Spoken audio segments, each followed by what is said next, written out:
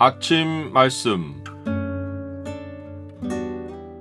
오늘 본문 말씀은 누가복음 19장 11절에서 27절입니다.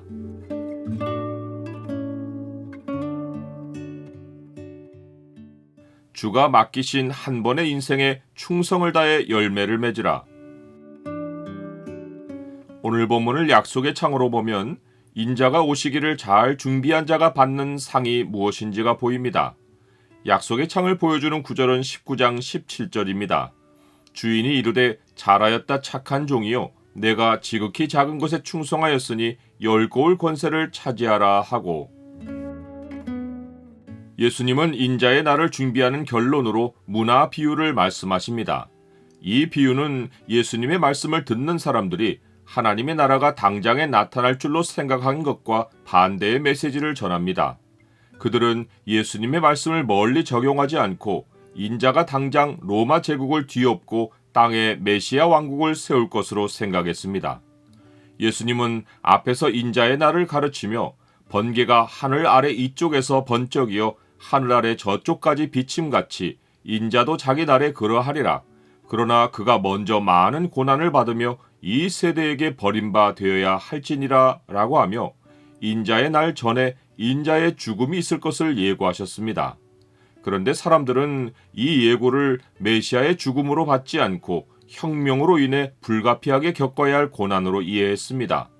오히려 그들은 번개가 번쩍이듯 인자의 날이 순식간에 임한다는 말씀에 주목하고 희망을 걸었습니다.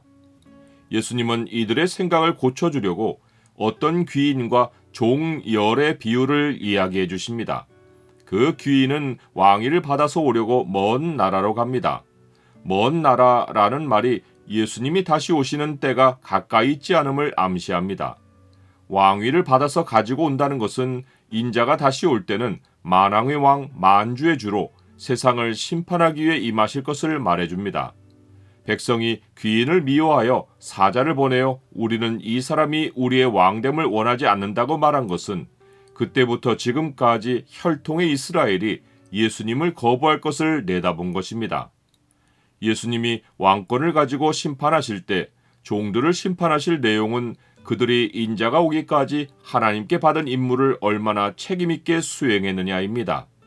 우리 각 사람이 하나님께 받은 임무를 예수님은 이렇게 말씀하십니다. 그 종 열을 불러 은화 열 문화를 주며 이르되 내가 돌아올 때까지 장사하라 하니라. 여기서 열 문화의 비유는 마태복음의 달란트 비유와 유사하면서 다릅니다.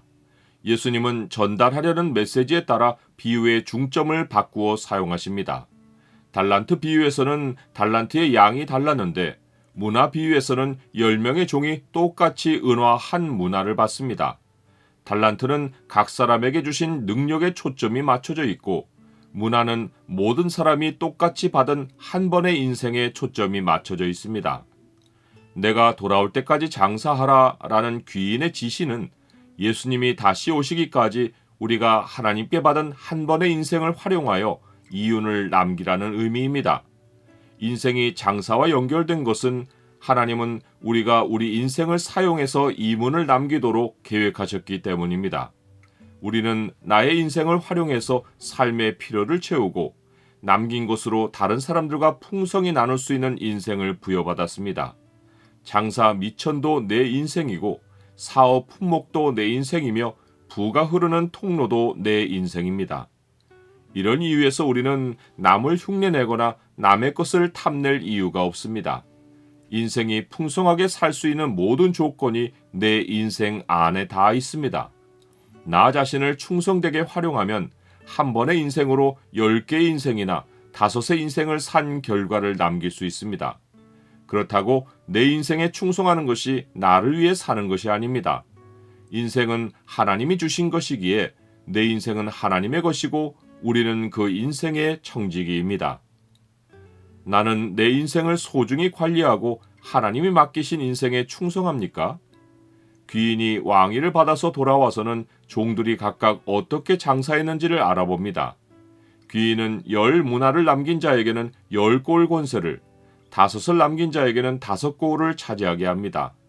하늘의 상급에는 차등이 있고 하나님이 주신 땅의 인생에 충성한 정도에 따라 하나님 나라에서 부여받는 책임이 달라집니다. 그런데 하나님이 주신 인생을 제쳐두고 자기 식대로 산 악한 종에게는 둘째 사망의 형벌이 따릅니다. 그는 변명하기를 귀인이 엄격하고 무서운 분이어서 없는 것도 달라고 하시는 분인 줄 알고 문화를 사용하지 않고 쌓아두었다고 합니다. 그의 말은 모순입니다. 귀인이 엄한 줄 알았으면 더더욱 문화를 남기려고 애써야 했을 텐데 그는 정반대로 아무런 노력을 기울이지 않았습니다. 잠깐 보이다가 없어지는 안개와 같은 삶을 살면서 주어진 인생에 충성하지 않고 눈을 다른 데 두고 살면 영벌에 처해집니다. 반대로 풀의 꽃과 같이 떨어지는 잠깐의 인생이지만 하나님이 맡기신 인생에 충성하면 땅의 풍성한 삶에 더하여 영원한 생명을 누립니다. 주인이 이르되 내가 너희에게 말하노니 무릇 있는 자는 받겠고 없는 자는 그 있는 것도 빼앗기리라.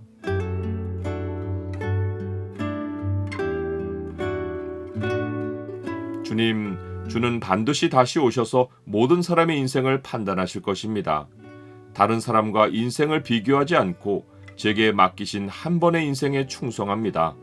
이 인생을 자원으로 삼아 활용하여 열매를 남기고 풍성히 나누며 살게 하옵소서. 예수 그리스도의 이름으로 기도드립니다.